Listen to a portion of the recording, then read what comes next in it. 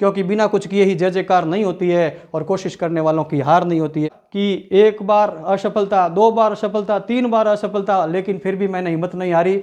STD पे काम किया मैंने, टाइलों की दुकान पे काम किया मैंने, जो है कपड़ों की दुकान पे काम किया। कोशिश कर दूं हल निकलेगा, आज नहीं तो कल निकलेगा। अरे अर्जुन के तीर सा सद, मरुस्थल से भी जल निकलेगा। मेहनत कर, पौधों को पानी दे, बंजर भूमि से भी फल निकलेगा। जो है आज रुका रुका सा, हिम्मत ना हार, तू आगे बढ़, कल चल निकलेगा, कल चल निकलेगा। ऐसी ही कुछ पंक्तियाँ मेरे जीवन में आई और इन पंक्तियों से मैं प्रेरित हुआ और संघर्षमय जीवन को आगे बढ़ने के लिए जो है मैंने अपना संघर्ष जारी रखा।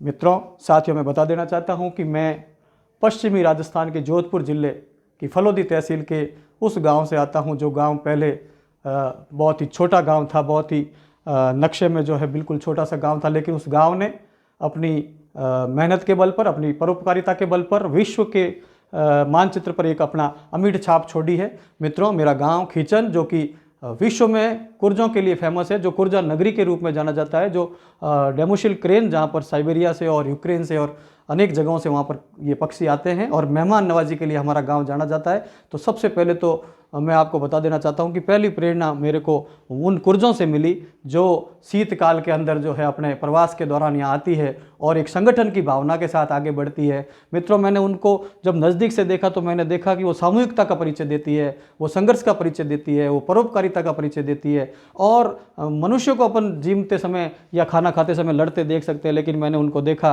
कि कुछ कुर्जें अगर खाना खा रही है तो बाकी वाली अपने बारी का इंतज़ार करती है और शांति के साथ इंतज़ार करती है। ऐसी जो है परोपकारिता की धरती से मैं पैदा हुआ और वहाँ से आगे बढ़ा। मेरी स्कूलिंग जो है वो वहीं मेरे गांव खीचन में ही हुई, जहाँ सेकेंडरी स्कूल थी वहाँ पर। फिर हमने सीनियर सेकेंडरी के लिए हमारी तालुका यानी कि तहसील के लिए हम गए और वहाँ फलोदी में मैंने सीनियर सेकेंडरी स्कूल की।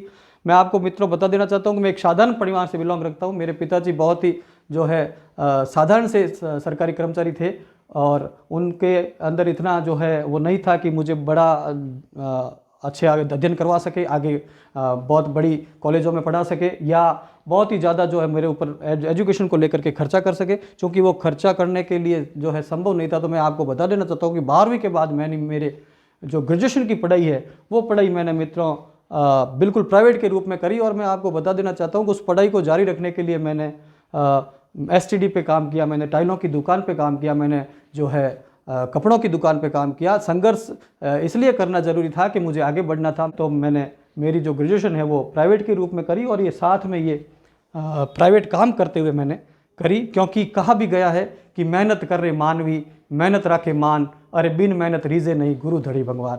तो हमारे गुरु धनी और भगवान जो भी अगर इनको हमको रिझाना है, इनको प्रश्न करना है तो मेहनत हमें करनी पड़ेगी। मेहनत ही एक मात्र वो उपाय है, क्योंकि मैं जब अब कहता रहता हूँ कि मेहनत बराबर सफलता और लापरवाही बराबर पछतावा।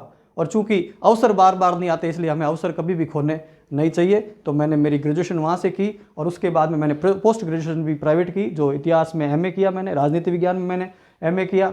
और फिर मैं यहाँ प्राइवेट जो है स्कूलों में पढ़ाता था। जोधपुर आ गया मैं, चूँकि हर गांव से जुड़ा हुआ, क्षेत्र से जुड़ा हुआ व्यक्ति या स्टूडेंट अपने नज़दीक के जिला मुख्यालय पर पहुंचता है। हमारे खीचन के लिए जिला मुख्यालय जोधपुर था, तो मैं जोधपुर आया। मैंने यहाँ 95 से मेरे संघर्ष की शुरुआत करी। 1995 में मैं यहाँ आ गया था और 1995 में मैंने यहाँ पे प्राइवेट स्कूल्स में पढ़ाना शुरू किया। फिर मैंने छोटे छोटे बच्चों को ट्यूशन लेना शुरू किया। उस पढ़ाई और ट्यूशन से मेरे अंदर जो है एक ललक पैदा हुई, एक शिक्षा के प्रति जागरूकता पैदा हुई और मैं खुद शिक्षा के क्षेत्र में जाने के लिए जो है लालायित हुआ। धीरे धीरे मैंने पढ़ाई चालू करी, धीरे धीरे मैंने कंपटीशन की तैयारियां शुरू करी। राजस्थान लोक सेवा आयोग द्वारा 2004 के अंदर एक टीचर भर्ती निकाली गई थी, पहली बार डायरेक्ट भर्ती हुई थी वो, और उसमें जो है लाखों विद्यार्थी बैठे थे। लेकिन मैंने अपने जो है मेहनत के बल पर, मैंने अपने जो आत्मविश्वास के बल पर उस भर्ती को जो है पास किया और पूरे राजस्थान में मेरी 1700वीं रैंक आई और मुझे मेरी गवर्नमेंट नौकरी, सरकारी जॉब जो है मुझे मिली। इस तरह से मेरे जीवन में एक टर्निंग पॉइंट था कि मैं प्राइवेट सेक्टर से जो है सरकारी क्षेत्र के अंदर जो आया और 2005 में मैं सरकारी टीचर के रूप में स्थापित हुआ। तो इस तरह से मैंने 2005 के अंदर सरकारी शिक्षक के रूप में नौकरी ली। चूँकि ये मेरा अंतिम पड़ाव नहीं था, मुझे एक मुकाम लेना था, मुझे एक जॉब सिक्योरिटी चाहिए थी, मुझे आगे बढ़ने के लिए, मुझे पढ़ने के लिए एक स्थायित्व चाहिए था, इसलिए मुझे जो है सरकारी नौकरी मिली तो मैं बहुत ही खुश हुआ और मुझे एक स्टेबिलिटी मिली। उसके बाद में मैंने प्रशासनिक सेवा की तैयारियां शुरू की। चूँकि इससे मुझे एक आत्मविश्वास आ गया था तो मैंने फिर उसी लाइन को ध्यान रखते हुए कि गहन सघन मनमोहक वंतरु मुझको आज बुलाते हैं, गहन सघन मनमोहक वंतरु मुझको आज बुलाते हैं, किंतु किए जो वादे मैंने याद मुझे आ जाते हैं। अरे अभी कहाँ आराम बदा, अरे अभी कहाँ आराम बदा, ये मुख निमंत्रण चलना है, अरे अभी तो मिलो मुझको चलना है। इसी वाक्य की प्रेरणा के साथ मैं आगे बढ़ा और मैंने राजस्थान प्रशासनिक सेवा की तैयारियां शुरू की।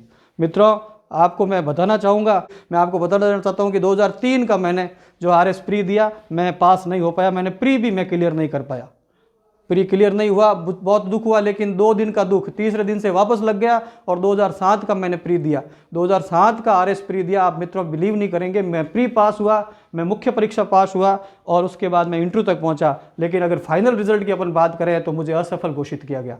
मित्रों, मैं यह बता देना चाहता हूं कि अपने को हिम्मत नहीं हारनी चाहिए। मैं राजस्थान के 5 लाख लोग जिन्होंने प्री फॉर्म भरा था उससे पास होकर के मैं 15,000 के अंदर पहुंचा। 15,000 लोगों ने जो मेंस दी, उस 15,000 में से मैं 3,000 लोगों के अंदर पहुंचा जिन्होंने इंटरव्यू दिया था। उस 3,000 में से उस साल की 700 पोस्ट जो थी, उस 700 पोस्ट में मैं अपना जो स्थान नहीं बना पाया, फलस्वरूप मुझे असफल घोषित कर दिया गया।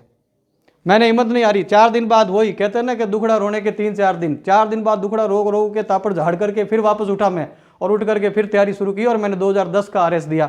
मित्रों, वही स्टोरी फिर दोहराई गई। 2010 के RS में भी मेरा फाइनल सिलेक्शन नहीं हुआ।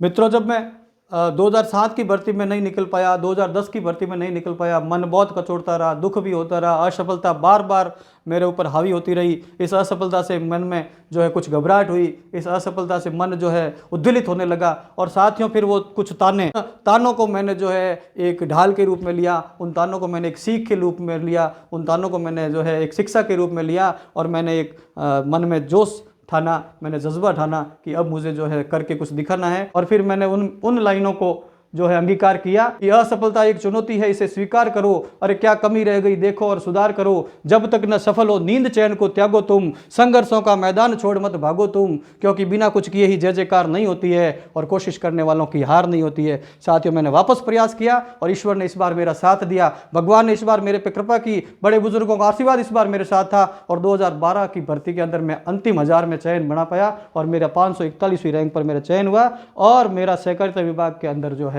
मेरा पदस्थापन हुआ। साथियों, जो मैंने एक सपना देखा था, मैंने जो एक रास्ता देखा था, एक मंजिल देखी थी, उसके लिए पाने के लिए मैंने जो है कोशिश करी और असफलता से घबराया नहीं। मित्रों, ये 2012 की भर्ती के रिजल्ट से मुझे जो है प्रशासनिक सेवा में प्रवेश मिला।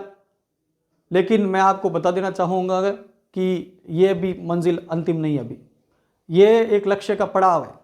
जिस तरह से शुरुआत में जो है प्राइवेट सेक्टर एक पड़ाव था, फिर टीचर की नौकरी एक पड़ाव था और फिर जो है ये राजस्थान प्रशासनिक सेवा में प्रवेश पाना एक तरह से पड़ाव था। मित्रों, अभी भी मेरा लक्ष्य जो है बाकी है। मुझे अभी भी राजस्थान प्रशासनिक सेवा के उच्च पद पर जाने का जो है लक्ष्य मैंने तय किया हुआ है। कैसे भी मेहनत करके मुझे राजस्थान प्रशासनिक सेवा के उच्च पद को प्राप्त करना है। इस पद को प्राप्त करने के पीछे कारण ये नहीं है कि स्टेटस सिंबल है, ये कारण नहीं है मित्रों। कारण ये है कि अपन उस पद तक पहुँचे जहाँ से जो है प्लानिंग में अपन हिस्सा कर सकें, जहाँ से नीतियों में अपन हिस्सा कर सकें, जहाँ से अपन बहुत बड़े सेक्टर पे जो है लोगों की सेवा कर सकें, दीन दुखियों की कुछ सहायता कर सकें। इसलिए मेरा लक्ष्य अभी भी बाकी है और मैं इन्हीं सभी जो है प्रेरणाओं से आगे बढ़ने के लिए अभी भी तैयार हूं और मैं उम्मीद रखता हूं, मुझे पूरी आशा है कि मैं मेरे लक्ष्य को जो है हासिल करूंगा। मैं आपको भी यही कह देना चाहता हूं कि जब आप प्रयास करते हैं, जब आप मेहनत करते हैं, अपनी जो मंजिल तय करते हैं, आप अपना लक्ष्य जो तय करते हैं, उस लक्ष्य को पाने के लिए अनेक बाधाएं आती है, लेकिन आपको घबराना नहीं है। आपके राह में अनेक विकट समस्याएं आएगी, आपको घबराना नहीं है, क्योंकि कहा गया है वो पथ क्या पथिक कुशलता क्या, अरे वो पथ क्या पथिक कुशलता क्या जिसमें बिखरे सूल न हो और नाविक की धैर्य परीक्षा क्या यदि धाराएं प्रतिकूल न हो। तो बिल्कुल भी घबरा नहीं, अपने मंजिल को चलते के लिए राह देखते हुए लगातार चलते जाना है। साथियों, सरस्वती कभी किसी का उधार नहीं रखती है। हम ये जो विद्या अर्जन करते हैं, हम जो शिक्षा अर्जन करते हैं, हम जो जो पढ़ते हैं ये सरस्वती का जो है पूजा करते हैं हम, तो माँ सरस्वती कभी किसी का उधार नहीं रखती है। हाँ, उसके घर देर है अंधेर नहीं है। आप जो सरस्वती की पूजा करते हैं उसका परिणाम जरूर मिलता है और अच्छा परिणाम मिलता है। मुझे भी तीसरे प्रयास में परिणाम मिला और मेरे को राजस्थान प्रशासनिक सेवा में जो है चयनित होने का जो सौभाग्य प्राप्त हुआ। मैं भविष्य में आप लोगों को भी यही कहना चाहूँगा कि आप जो एक मुकाम जो तय करते हैं, आप जो अपना लक्ष्य तय करते हैं, जो मंजिल तय करते हैं, उस मंजिल के लिए आप लग जाइए। उसके लिए जो है आप अपने जो है मन से जो है लगन के साथ लग जाइए। कभी भी दो नावों की सवारी मत कीजिए, प्राथमिकताएं तय कीजिए। मित्रों, ये दुनिया, ये देश, ये जो समाज है, ये समाज आपने देखा होगा कि आप जब कुछ बन जाते हैं तो यही समाज के एटीट्यूड आपके प्रति चेंज हो जाते हैं, और आप जब कुछ भी नहीं होते हैं तो यही समाज आपको जो है पूछता तक नहीं है। मित्रों, सरकारी नौकरी ही पाना ये कोई मंजिल नहीं है, एकमात्र मंजिल नहीं है। विश्व में कितने लोग सरकारी नौकर है। मैं ये कहना चाहता हूँ कि आप जो पेशा चुनते हैं, आप जो व्यवसाय चुनते हैं, आप जो अपनी मंजिल चुनते हैं, उनके प्रति आप लगन से लग जाइए, मेहनत से लग जाइए, और उस पर आप राह पर जो है आने वाली कठिनाइयों से घबराइए मत, उस पर आगे बढ़ते रहिए। निश्चय रूप से जो है माँ सरस्वती आप पे कृपा करेगी और आखिर आपको जो है सफलता जरूर मिलेगी। और उस सफलता का स्वाद चखिए मित्रों, वो सफलता का स्वाद अपने आप में जो मीठा होता है। इसलिए मेहनत बराबर सफलता, लापरवाही बराबर पछतावा, और अवसर को जाने मत दीजिए। अवसर बार बार नहीं आते हैं, अवसर बार बार नहीं आते, क्योंकि कहा गया है, कृपाराम जी ने कहा था कि समझदार सुजान नर, समझदार सुजान नर अवसर चूके नहीं, अरे अवसरो एहसान घना दिन रहे राजिया। तो मैं आपको एक बार पुनः यही कहना चाहूँगा कि आप जो है ईश्वर में आस्था रखते हुए, अपने बड़े बुजुर्गों का सम्मान करते हुए, मेहनत के साथ, लगन के साथ आगे बढ़िए। निश्चित रूप से आपको सफलता जरूर मिलेगी। लास्ट में अंतिम में ये कहना चाहूँगा कि जब टूटने लगे हौसले तो इतना याद रखना, जब टूटने लगे हौसले तो इतना याद रखना, बिना मेहनत के तख्त और ताज नहीं मिलते। अरे ढूंढ लेते हैं अंधेरे में मंजिल अपनी, ढूंढ लेते हैं अंधेरे में मंजिल अपनी, जुगनू रोशनी के मोहताज नहीं होते, जुगनू रोशनी के मोहताज नहीं होते। बहुत बहुत आभार। जय हिंद, जय भारत।